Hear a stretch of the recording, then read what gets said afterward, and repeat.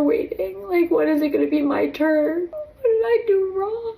I just feel like I'm never gonna find the person, if I even have a person. One of the things that haunts me, because I'm 36 and I'm single, is what the hell is wrong with me? 90% of my nights are literally just me sitting in front of my TV or on my phone or reading. This is the setup. This is my dinner. It's just me and my dog, of course. These women have nobody to blame but themselves for the mess that they find themselves in. There have been plenty of good men in their lives, but for whatever reason, be it money, looks, status, these women denied them for men who are out of their league. Yo, I've been single a hot minute. Because let me tell you, I've been on all the apps. I've been outside. I've been wearing it on my forehead that I'm single, telling everybody hook me up with somebody, but I don't know. I'm losing hope, y'all. It's difficult that you're no one's priority. Like, there aren't really people checking up on me in the same way as if you have someone to come home to. I don't have a partner. I've been single for at least almost 4 years. And it's just so difficult because you realize that you have to be your own knight in shining armor, that there's no one coming to save you, that there's no one really is there for you. Like, you're alone. What women like this don't realize is how demeaning the word partner sounds to a man with self-respect. It has nothing to do with equality and everything to do with refusing to recognize a man's masculinity. And that's a big reason why these women are still single. You know, men and women are not business partners in a romantic setting. It really is so hard to meet a man that you really like. And I hear this from a lot of women too. For like a beautiful, well-rounded woman, it's just not that easy. Like, there's not many great options of men. Just really seems like there's some disparity of like there being a lot of really great available women and there's just really not many great available men. I don't know particularly why, but I'm not interested in hearing men in the comments. I will say that right now, because men love to like comment some weird shit every single time. She's complaining about not being able to find a man and then insults the very same men who would be available to her. At this point, she just wants to live in her echo chamber and have her feelings validated by other bitter single women. The good men are done with modern women and they are losing their minds. Make sure to like and subscribe on your way in, and let's get into it. We need to talk about not all men, but always a man.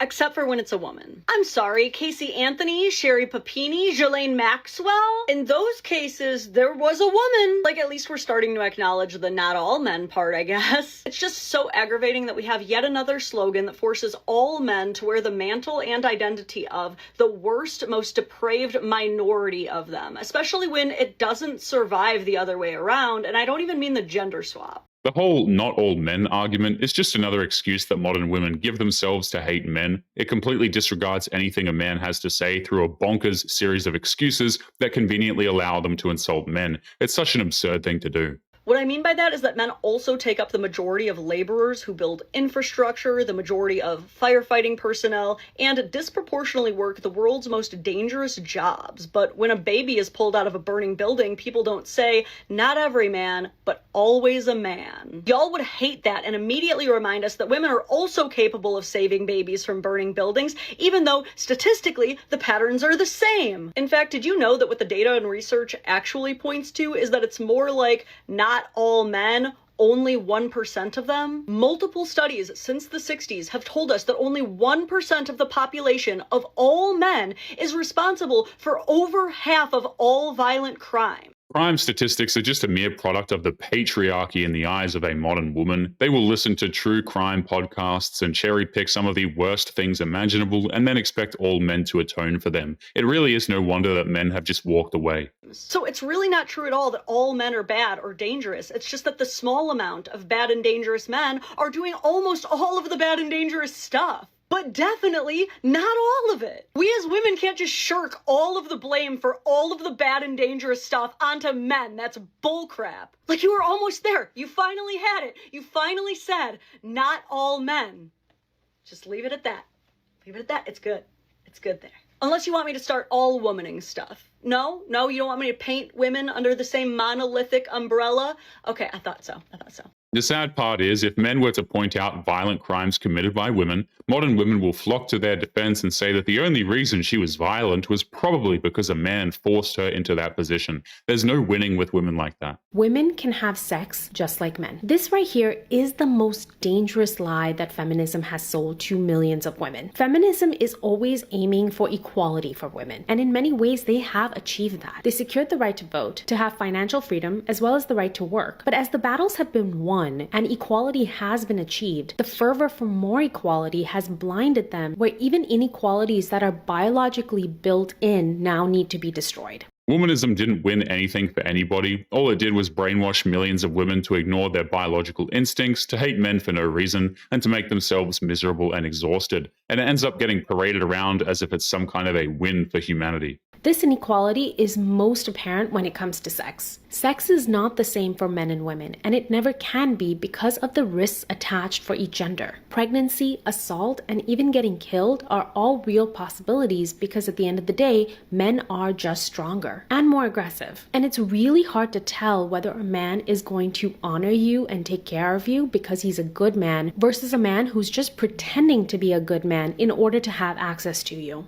It's insane how men are painted as these bedroom fun-starved maniacs who will just assault a woman to get what they want, and the irony is that the very same women who will say men are dangerous are the very same ones who try and shame men for being eye-cells. Previous generations solved this issue by recognizing sex as something very sacred, because it has the power to create life. So they treated a woman's body and trust as inviolate, and relegated this union between man and woman to marriage. Why? Because marriage offered a whole bunch of security that a casual encounter just couldn't. There was safety in the contract of marriage. The man was legally bound to his wife as well as to his children, and had the societal and financial responsibility for them. This gatekeeping of sex was really effective because it forced men to have to work for that privilege through marriage. She's completely overlooking the fact that back in those days, a woman who accumulated even a body count of 1 out of wedlock was considered extremely shameful, but she's trying to force men to take accountability over something that was completely a woman's decision.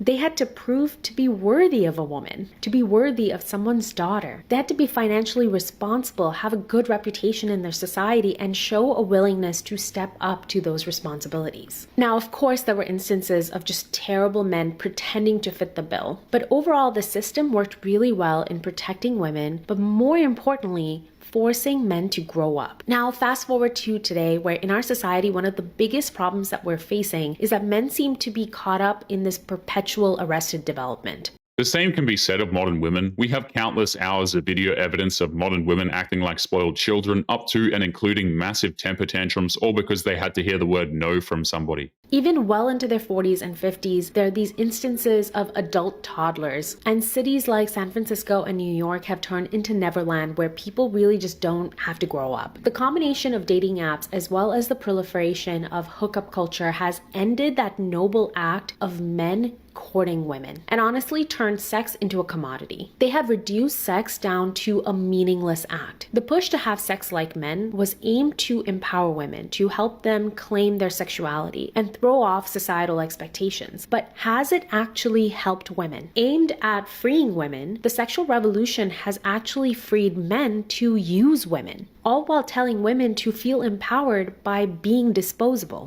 What's frustrating is how she's somehow saying that men are responsible for the promiscuity of modern women. She's refusing to admit that modern women are the ones who choose who they take into the bedroom. It's not all on the man when she's the one making that choice herself. Sassy male apocalypse is really funny until we need to find husbands. Only 1 in 3 men under the age of 30 are in a relationship, whereas 2 in 3 women are in a relationship. How is this possible? Women are dating older. If you have 50 men on Tinder and 50 women on Tinder, 46 of the women will give all of their attention to 4 men. On Tinder, a man of average attractiveness has to swipe 200 times to get 1 swipe back for coffee. And if the coffee date happens, 4 out of 5 of those said coffees will ghost him. This is the world that modern women chose for themselves. They would rather share guys like Chad and Tyrone instead of just accepting that there are plenty of good men out there who may not fit every single one of her delusional standards. What did they think was going to happen? The men who are rejected at that rate indulge in more misogynistic content online and pornography. I begin to think about my brothers or my future sons. And the reality, the current situation is men are not doing well. And who wants economically and emotionally viable men the most? Women. She was awfully quick to blame mahogany for the fact that she's chasing after the wrong men. Guys who enter into these circles usually have legitimate reasons for doing so, but of course these women just don't want to hear it.